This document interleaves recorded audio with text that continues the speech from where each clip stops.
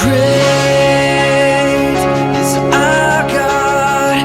Sing with me, how great is our God. And all will see how great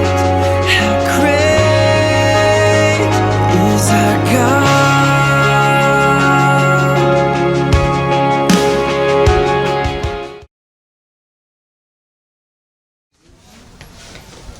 Hello? Good morning. I am truly honored and thankful for the privilege it is to come to Jellystone and speak in front of you all.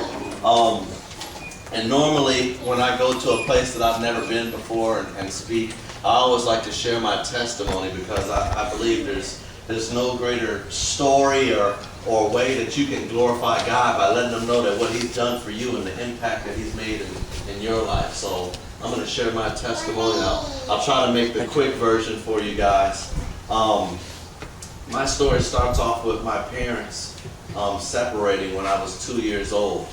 My mom was only 18 and hadn't graduated from high school yet.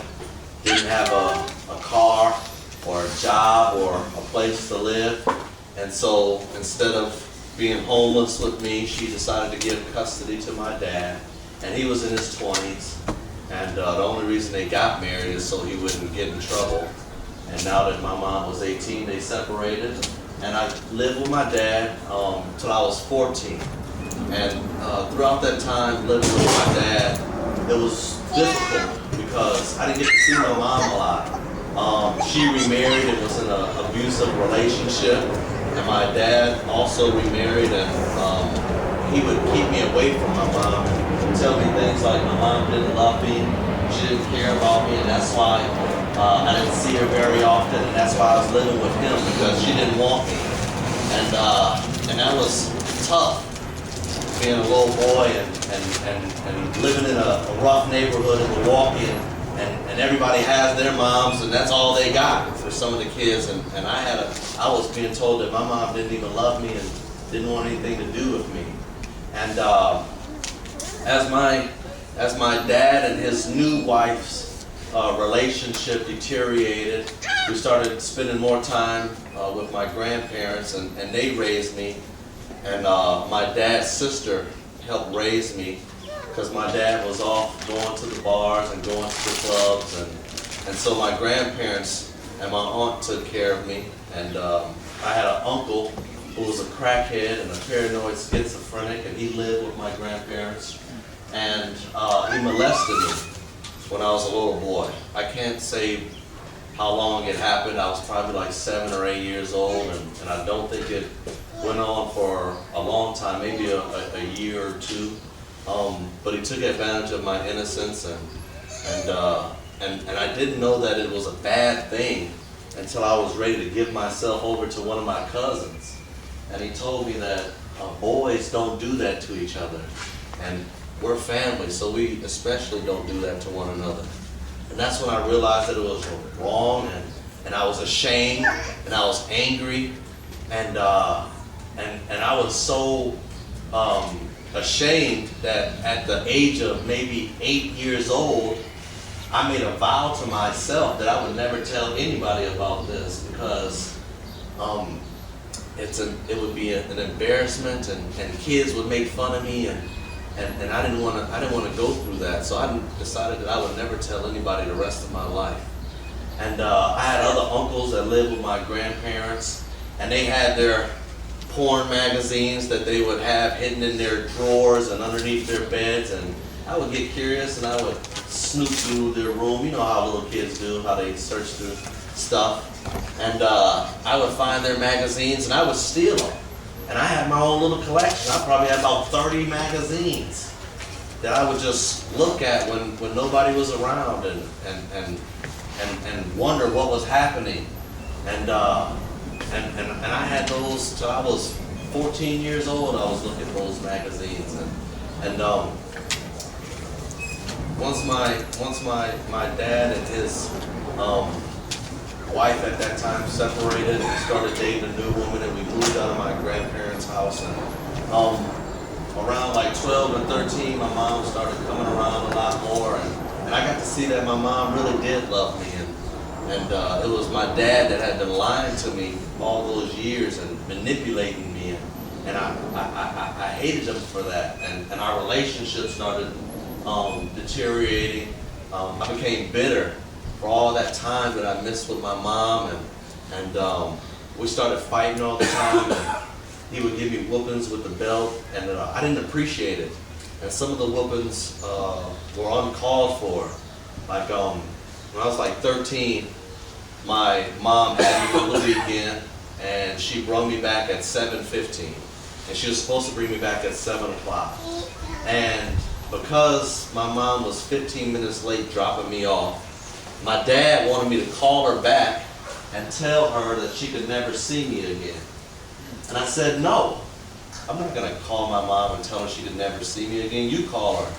And because I wouldn't call her and tell her she could never see me again, I got whooped with the belt. And I really started losing a lot of respect for my dad. And at the age of 14, when school was out, and I was going to be going to high school the following year, I was at my grandparents' house for the summer, and I wanted to spend the night there, and my dad wouldn't let me. And we got into a fight, and he disowned me.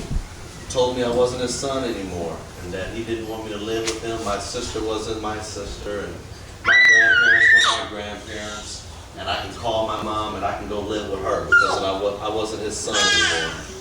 And I cried over that, but I decided I wasn't going to cry ever again after that. And I went to Sheboygan, Wisconsin. I started living with my mom, and she finally divorced that man that was beating her all those years, and now she remarried right before I moved to Sheboygan. So I was living in Sheboygan with my stepdad and my mom, and at that time I really had became a hot mess. You know, I didn't know my mom and appreciate my mom like I should, and I really didn't respect her discipline, you know, after the whoopings and everything that I had been through. I really just felt like if my dad was going to disown me and kick me out the house, I didn't need to listen or obey anybody. And I started getting in trouble in school a lot, started drinking and partying a little bit, and started smoking weed by the time I was 17, and my relationship with my mom and stepdad had really gone sour. And they thought maybe from the beginning of my senior year it might be best for me to go live with my grandma again, but moved to Arkansas and lived with her down there. And so I moved to Arkansas at the beginning of my senior year of high school, and I got in trouble so much that I was definitely not going to be able to graduate if I stayed down there. I probably got suspended 16 days in a row. I just always was acting out, being the class of the clown, and just being out of control. And my grandmother thought it would be best if I moved back to Wisconsin and lived with my mom again and try to go back to school in Sheboygan and make it work. And so I moved back to Sheboygan, but of course I didn't graduate because I was too much of a troublemaker. I was half a credit short. And I decided to work at Noah's Ark in Wisconsin Dells. And they had like a school to work program. And because I worked over 400 hours that summer, I got a half a credit, and I got my high school diploma in September. And about 5 months after that, I robbed a gas station and went to jail, got put on probation for 7 years. And throughout those 7 years, I just committed more crimes, started selling drugs, started drinking on a regular basis, smoking weed every single day, taking ecstasy pills, snorting coke every once in a while, selling crack, and probably getting arrested at least every 6 months, but never for a crime worthy enough for them to send me back to prison. And so I would get out of jail every 6 months, and I would just move to a different city. and try and get a new probation officer and buddy with that probation officer and tell him, oh yeah, I'm a changed man, I'm gonna stay out of trouble this time, and 6 months later I'd get in trouble and go right back to jail and move to another city, and all the while I was doing that, I was womanizing and lying and cheating and stealing, and I really embraced the role of being a criminal. I enjoyed being looked at as a thug, and I didn't care about anybody's feelings or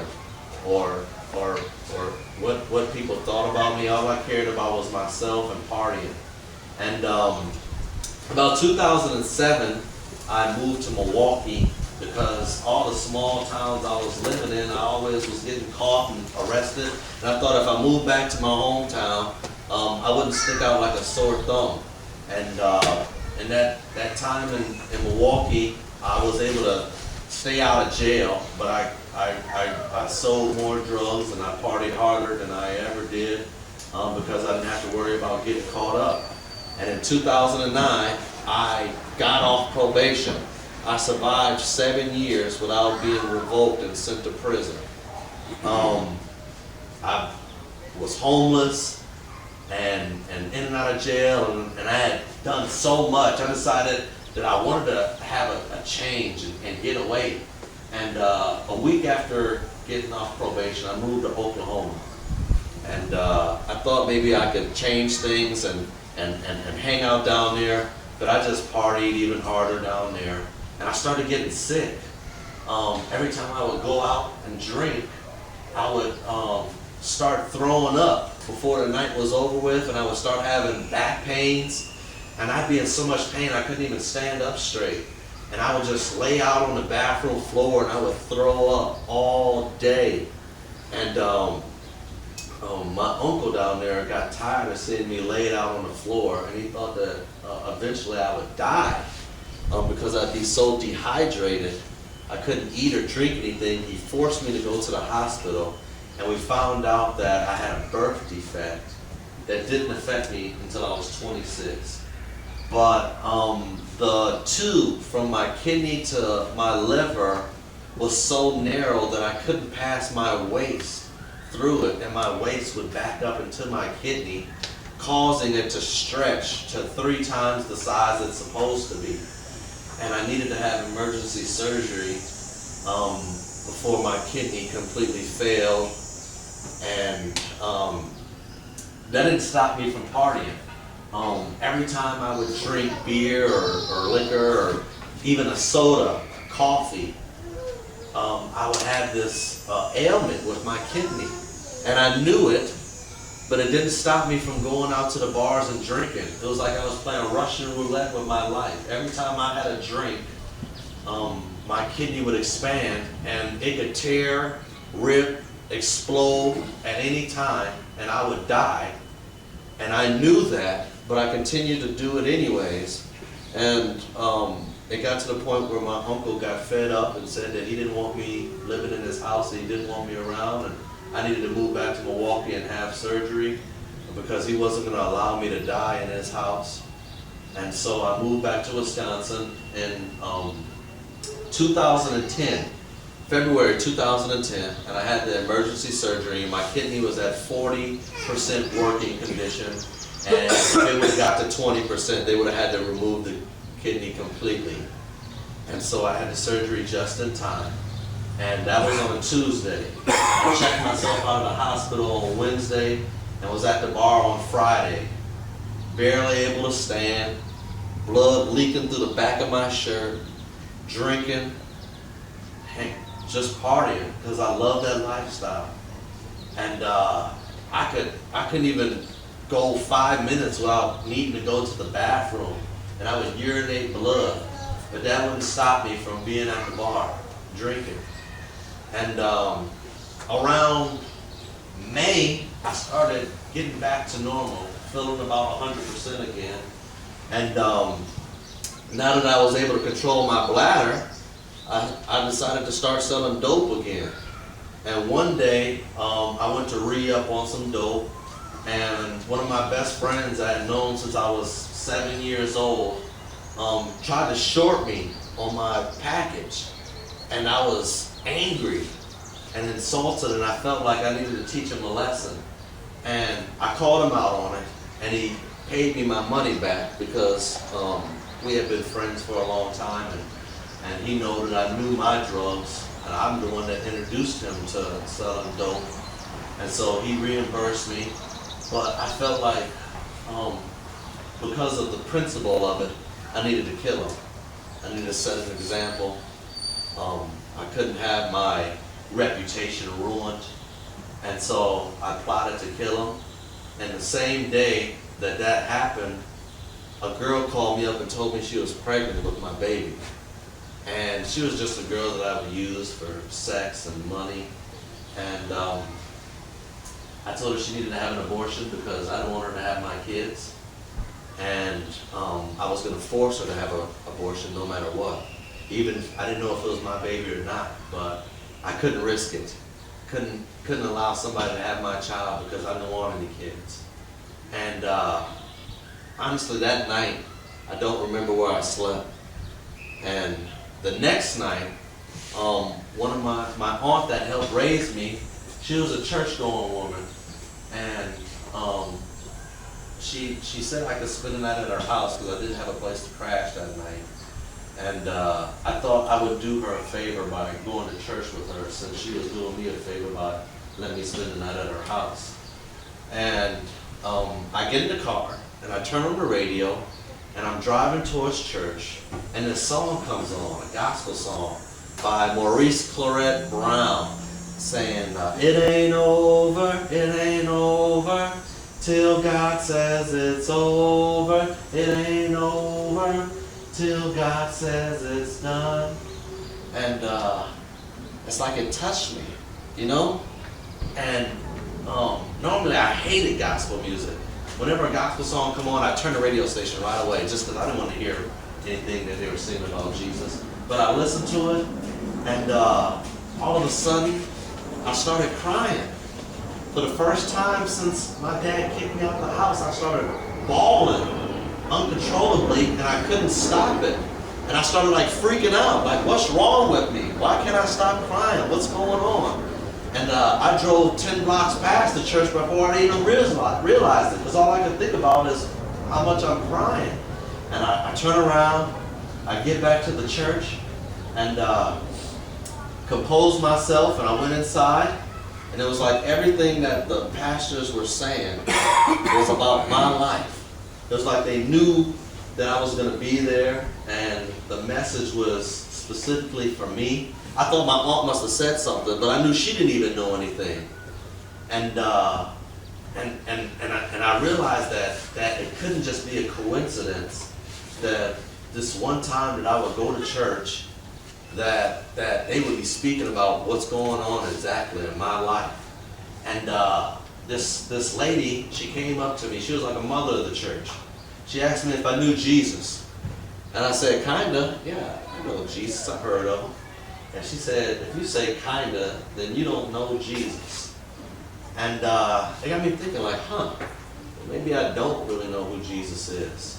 And at the end of church, they had to call the altar. And they said, if anybody would like to give their life to the Lord, or get baptized, or just want to talk, come on down to the front. And I wasn't going to go. But that lady, Mother Moore, she was at the front of the church. She turned around and she looked at me and she waved at me to come on down. And I said, you know what, I'm going to go. And I went down there, and they asked me if I'd ever been baptized before. I said no. And they asked me if I was interested in giving my life to the Lord. I said, sure. And they took me in the back room and they prayed for me, and they told me that, now that I'm making Jesus Christ my Lord and Savior, that I should get a Bible, and I should get to know what I'm getting myself into, and just trust in Him and everything that I do. And so I walked out of that church that day, and I called up that girl, and I told her that she didn't have to have an abortion. I felt like if I made her kill that baby, that I would probably go to hell for that. And I decided I was going to man up. And if it was my child, then I was going to try and take care of that child and be the best dad I could be. And I decided that I wasn't going to kill my friend over $100 worth of dope because that was petty, and that he had a daughter, and I didn't want to take that little girl's dad away from her, and I wasn't going to sell drugs anymore after that. And so I got a job 3 days later, and I posted on MySpace, because I didn't have Facebook at the time, that I was going to get baptized and I was going to start living for Jesus. And this girl that I used to date in high school reached out to me on MySpace. And she said that she was a Christian and she was happy to hear that I was going to live for Jesus.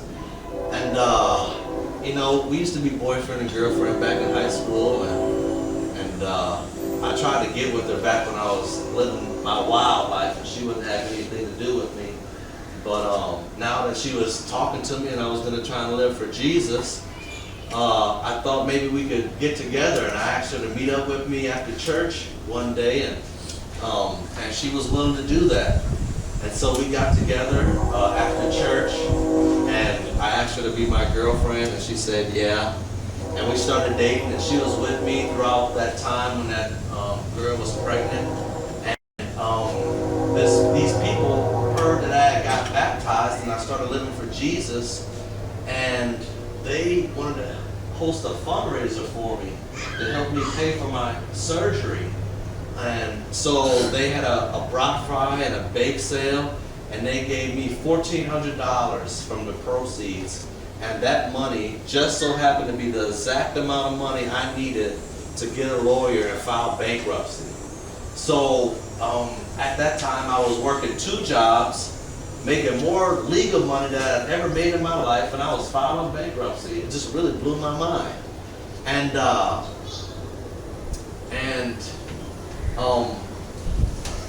while I was going through that, 9 months later we found out that that baby wasn't mine, and I was thankful that I didn't force that girl to have an abortion. And about a year after I had been living for Jesus and had gotten baptized, I went back in front of the judge that convicted me of robbery with the use of force, and I told him that I realized I had only been off probation for about 1.5 years, but I've been living for Jesus for about a year, and I'm a changed man, and I'd never get in trouble again. And that judge expunged that felony off my record. And the only thing that I had on my side to build on my case was the fact that I was living for Jesus, and there was no other reason. I wasn't deserving, and legally I'm not even supposed to go back in front of a judge for 7 years, and I went back in front of a judge after 1.5 years. And all these amazing blessings just started happening one after another as I started living for Jesus. And I decided to marry that girl that was my girlfriend back in high school and had been with me the whole time, and we got married. Didn't have any money for a wedding, but the Lord made it happen. We paid for our wedding rings, and my tuxedo, she got her dress for free from one of her co-workers who had 3 dresses and didn't wear any of them at her wedding.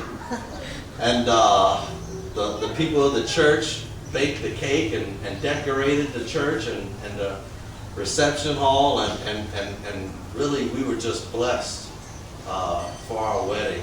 And a month and a half after our wedding, my wife informed me that she was pregnant and going to be having my first child. How great